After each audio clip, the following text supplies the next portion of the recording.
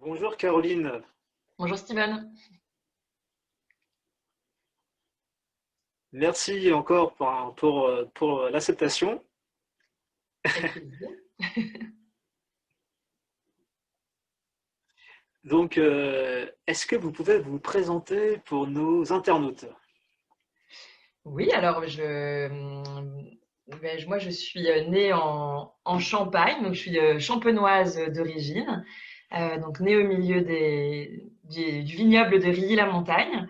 Et puis aujourd'hui, après avoir fait un diplôme d'œnologue et puis beaucoup d'années d'expérience sur le terrain, parce que les années finissent par passer, je suis vigneronne et œnologue, et je m'occupe des propriétés familiales, à savoir Château-la-Lagune, qui est un troisième grand cru classé de Bordeaux, les domaines Paul Jaboulet-Aîné dans la vallée du Rhône septentrionale, le château Cortoncé en Bourgogne, à Alos-Corton, et puis un projet, enfin un petit vignoble en Suisse, dans le Valais, qui fait quelques milliers de mètres carrés et qui se situe à Fuilly.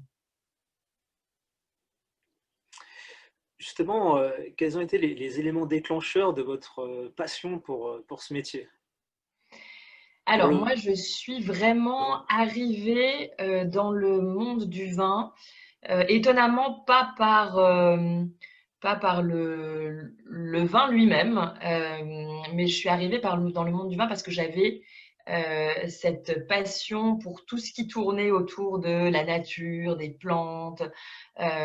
Et à un moment, c'est vrai, quand je me suis un peu interrogée sur ce que j'allais faire, c'est ma mère qui m'a remis un peu en tête mes premiers amours, parce que c'est vrai, voilà, quand on se retrouve ado et tout, on perd un peu le fil.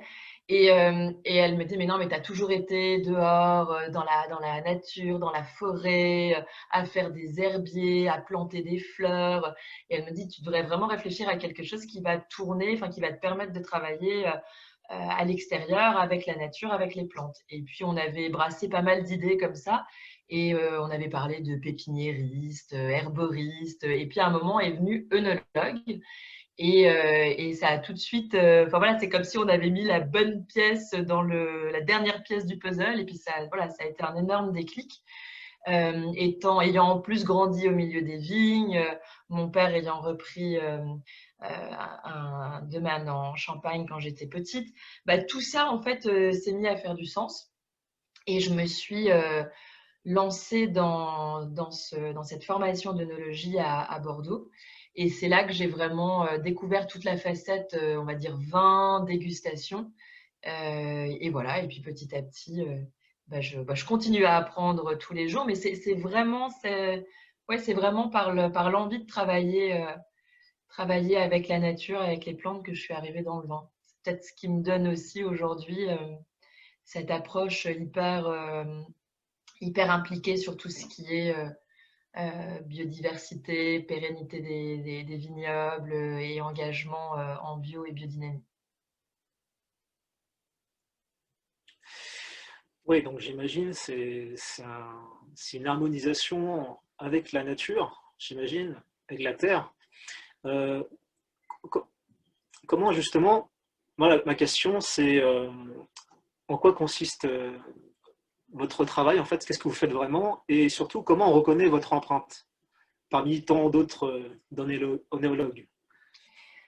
Alors, mon empreinte, j'ai envie de dire, j'ai pas tellement envie qu'on la reconnaisse parce que mon rôle, c'est vraiment d'être le trait d'union entre la vigne, ses raisins, son terroir et le vin, ce que vous allez retrouver dans votre verre. Et moi, et c'est là peut-être finalement que l'exercice est délicat et pas si simple. C'est que mon empreinte, elle doit être imperceptible. Moi, mon rôle, c'est vraiment que chaque vin ait le goût de son terroir. Une chapelle doit avoir le goût des cailloux de l'Ermitage. La lagune doit refléter son terroir de Grave. Un corton Charlemagne doit transpirer les terroirs argilo-calcaires de Bourgogne. Donc, c'est ça mon rôle. Donc, mon empreinte, j'ai envie de dire, ouais, pour moi, la meilleure chose, c'est qu'on ne la sente pas. Et ensuite, bah, tout le travail, le travail se passe énormément à la vigne pour obtenir ce résultat. Donc, notre premier métier, c'est de faire d'excellents raisins. Voilà. Et à partir de là, on a déjà réussi, enfin rempli 80% du chemin à faire. Et c'est pour ça qu'on attache énormément d'importance au travail de la vigne. Alors moi, voilà, c'est là qu'est ma passion. Donc c'est vrai que ça me va bien.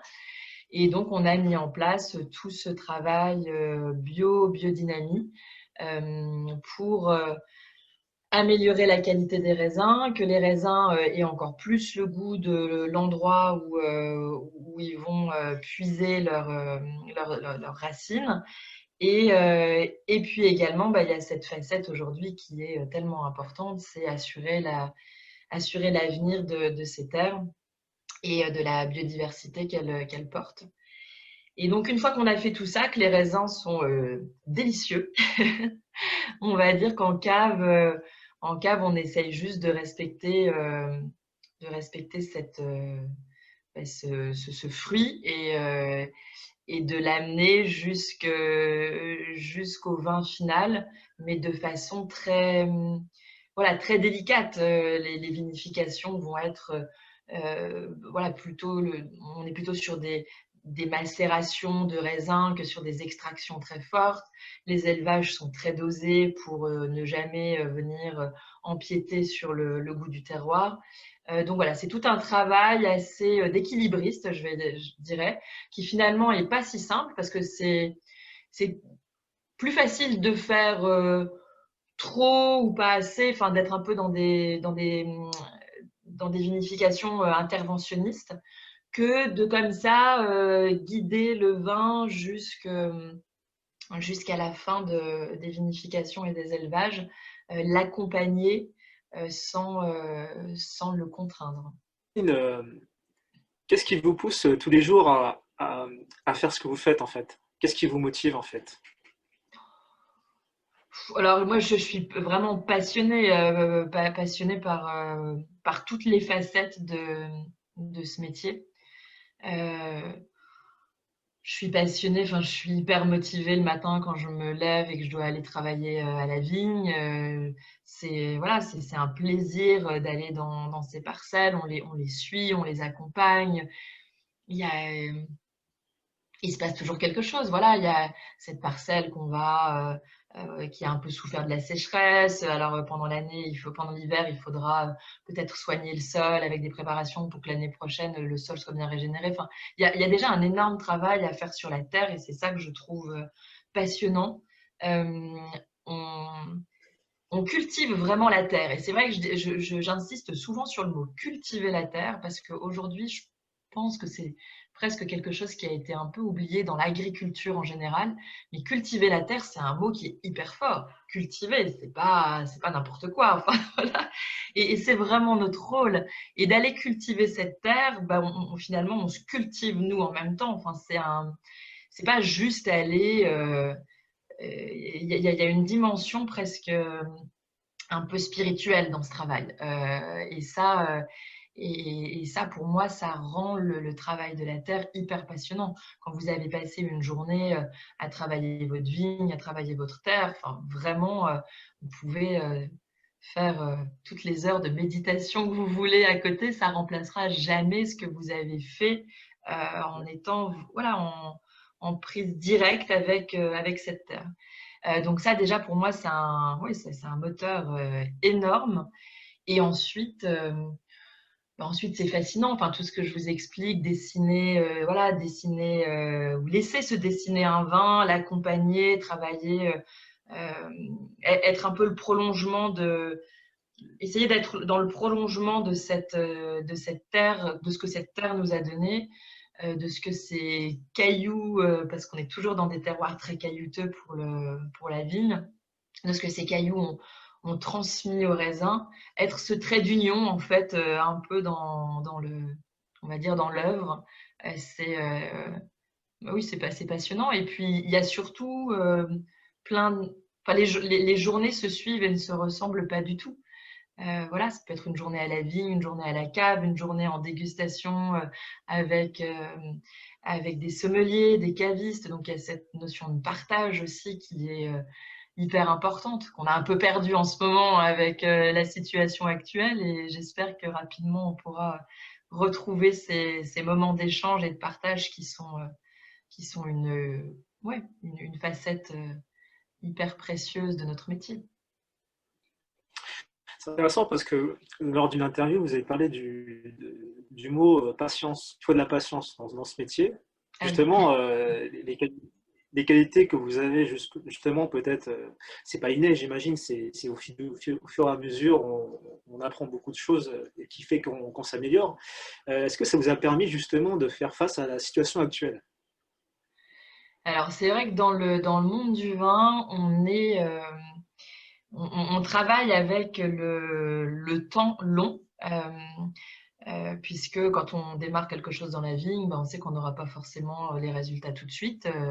On aura les résultats peut-être dans 2, 3, 5, 10 ans. Et parfois, si on replante une vigne, on aura les résultats dans 20 ans.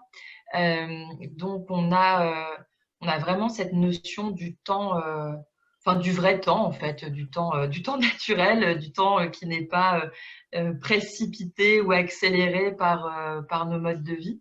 Et donc ça, c'est très rassurant. Euh, on pense beaucoup, on est toujours aussi en train de parler des générations d'avant qui ont planté des vignes, qui nous ont légué un patrimoine, et on pense beaucoup aux générations d'après. Quand on plante une vigne, on se dit, bah voilà, on ne le fait pas forcément pour nous, on le fait pour les générations suivantes. Donc on est vraiment dans cette projection du temps. Et ça, oui, ça apprend. Enfin, la patience, on est obligé de l'avoir. On n'a pas le choix. On est au rythme de la nature et pas au rythme des ordinateurs et des smartphones. Ça, c'est clair. Et donc, est-ce que ça nous apprend à mieux gérer cette période? Je ne sais pas. En tout cas, là, pour le coup, confinement ou pas, la nature ne s'est pas arrêtée. Et il a fallu continuer à s'occuper d'elle. Et finalement, c'est peut-être ça qui a aidé, je pense, qui a été un vrai point d'ancrage pour tous les vignerons. C'est que là, pour le coup, le monde s'est arrêté, mais la nature, elle, a continué à pousser, à vivre, et on a continué à l'accompagner. Donc finalement, quoi qu'il se passe, le rythme de la nature est imperturbable. Est-ce que vous avez un message pour celles et ceux qui veulent réaliser ce métier? En tout cas, réaliser ce métier ou même réaliser leur rêve. Parlons plus général. Oui, alors il faut, je pense que c'est un vrai métier de passion. En tout cas, si on veut bien le faire, c'est un métier de passion, mais il faut aussi se donner le temps d'apprendre. Euh, je dis souvent, on- pour faire du piano, c'est important d'avoir fait un peu de solfège quand même avant. C'est pas un métier qui s'invente. La passion est nécessaire, mais pas forcément suffisante. Donc il faut apprendre. Euh, et ça, c'est important parce que effectivement, il y a quelques personnes, je pense, qui se sont embarquées dans le vin en se disant, voilà. Ça me passionne, j'adore le vin, je vais faire du vin, et puis qui ont aussi vu peut-être des, euh, des profils de vignerons qui se sont lancés dans le vin nature, où on a un peu ce message, voilà, faut laisser faire, mettre les raisins dans une cuve, et puis après on laisse faire et ça fera du vin. Alors c'est vrai que ça se passe pas tout à fait comme ça, c'est quand même bien, voilà, la passion, mais l'apprentissage d'une façon ou d'une autre. Il y a plein de cursus aujourd'hui, sans forcément faire la faculté d'œnologie, mais qui permettent d'avoir de bonnes bases. Il faut aller rencontrer des vignerons, il faut être hyper curieux, ça c'est vraiment fondamental. Et il faut avoir envie d'y consacrer vraiment tout son temps. Voilà. Justement, en parlant de temps, vous, est-ce que vous en avez de votre côté? hein, pour gérer justement le professionnel, le privé. Bah, il n'y a pas vraiment de frontière entre le professionnel et le privé. C'est là la grande chance quand on vit de sa passion. Il n'y a pas vraiment il y a pas vraiment de frontière. Maintenant, moi, ce qui m'importe, voilà, c'est de trouver quand même du temps pour ma fille qui a 9 ans. Et ça je fais toujours attention à passer suffisamment de temps avec elle. Et alors, c'est vrai elle est aussi très sensible à tout ce qui est nature. Elle adore voilà, aller se promener, aller en forêt, aller en montagne. On fait de plus en plus de choses. Donc, c'est vrai qu'on partage un peu Oui. cette passion. Donc, ça, c'est plutôt chouette. Et ensuite, moi, j'ai besoin d'avoir un certain temps en montagne. Ça, c'est un peu l'endroit où je vais me régénérer, on va dire. Donc, je m'accorde vraiment des moments de randonnée en montagne. Voilà. En général seul parce que j'aime bien me retrouver un petit peu.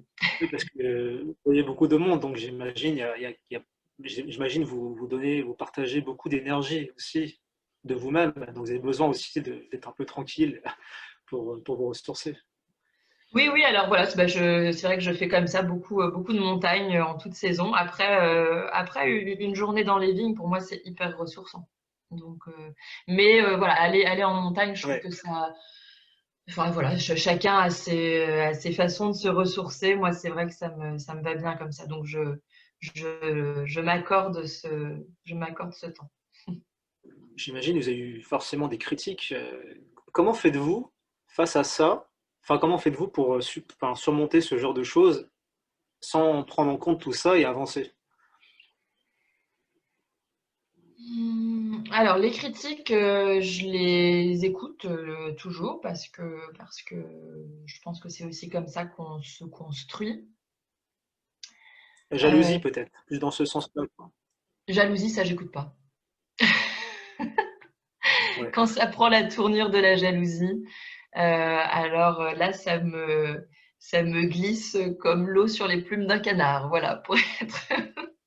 Non, ça, j'écoute pas. Ça, c'est vraiment tout ce qui peut tourner autour de la jalousie, que ce soit dans ma vie d'ailleurs, professionnelle ou personnelle. Ça, c'est quelque chose, c'est ça.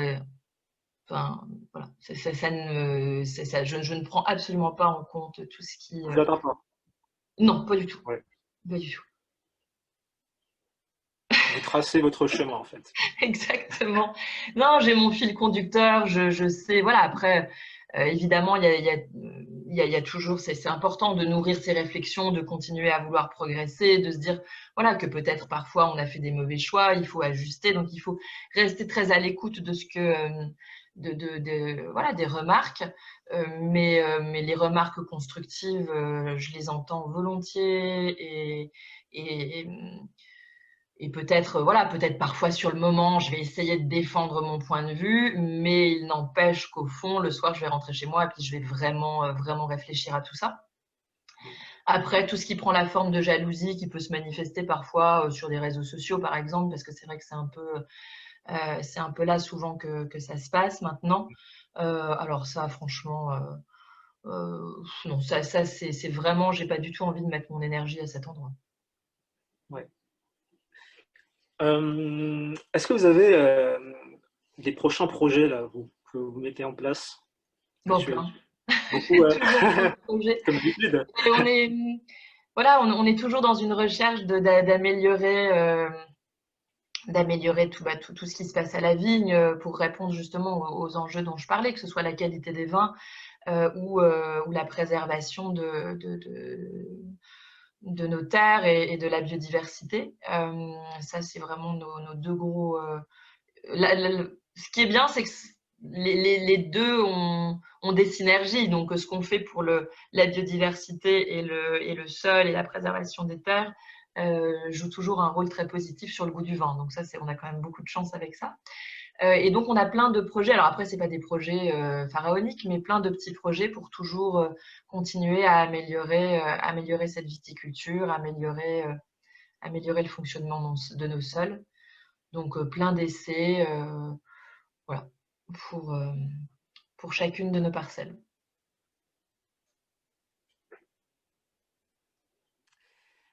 Alors, je vais finir par une dernière question. Est-ce que vous voulez remercier des personnes qui ont fait de vous ce que vous êtes en tant que valeur humaine? Oui, alors oui, évidemment, évidemment, ouais, mais moi, j'ai la chance d'avoir Il y a effectivement beaucoup, j'imagine. une famille qui m'a beaucoup, beaucoup aidée. Donc, je vous parlais tout à l'heure de ma mère qui, voilà, m'a vraiment aidée dans mes choix et continue à, à avoir toujours le mot juste au bon moment. Mon père, évidemment, et je lui dois beaucoup. Et je ne serais pas là si, voilà, s'il n'avait pas aussi accompagné et suivi dans tous ces projets. Ma fille est quelqu'un qui m'apprend énormément et je trouve ça fantastique. J'ai vraiment cette relation avec elle où, oui, je lui apprends des choses, mais j'adore qu'elle m'en apprenne en fait. Et je trouve que la spontanéité des enfants, c'est juste magique et c'est une source d'inspiration quotidienne. Ensuite, il y a quelqu'un qui a beaucoup compté, c'est Denis Dubourdieu, qui est un œnologue qui malheureusement nous a quittés il y a quelques années, mais avec qui j'ai eu la chance de faire. Il était mon professeur à la fac d'œnologie quand j'ai fait mes études. Ensuite, j'ai eu la chance de faire 2 millésimes avec lui dans son vignoble, 2002 et 2003. Et ensuite, il m'a accompagnée en tant que consultant sur l'ensemble de mes projets. Et à côté de ça, humainement, c'était quelqu'un avec qui j'échangeais beaucoup. Donc oui, ça c'est quelqu'un qui a beaucoup compté. Et même s'il n'est plus là aujourd'hui, bien souvent, sa petite voix vient me parler et continue à m'aider. Ensuite, il y a quelqu'un avec qui j'ai vécu une de mes premières passions, ma première passion qui était l'équitation, les chevaux, qui s'appelle Michel Robert, un grand cavalier qui a été médaillé olympique et qui a été mon entraîneur pendant plusieurs années. Et c'est quelqu'un, au-delà de tout ce qu'il m'a appris sur les chevaux, il m'a donné des conseils qui ont été des vrais conseils de vie et des choses auxquelles je me rattache encore beaucoup aujourd'hui. Voilà, regarder derrière l'obstacle, ça peut paraître tout bête, mais c'est vrai qu'à Non. cheval ça aide, mais dans la vie aussi, ce genre de choses. Voilà, et aujourd'hui je suis aussi entourée voilà, d'équipes. Toutes mes équipes comptent énormément dans ce qui se passe et dans la réussite qu'on peut avoir et dans la façon dont, oui, dont j'oriente ma vie, mes choix. Et je pense que chaque personne joue un rôle.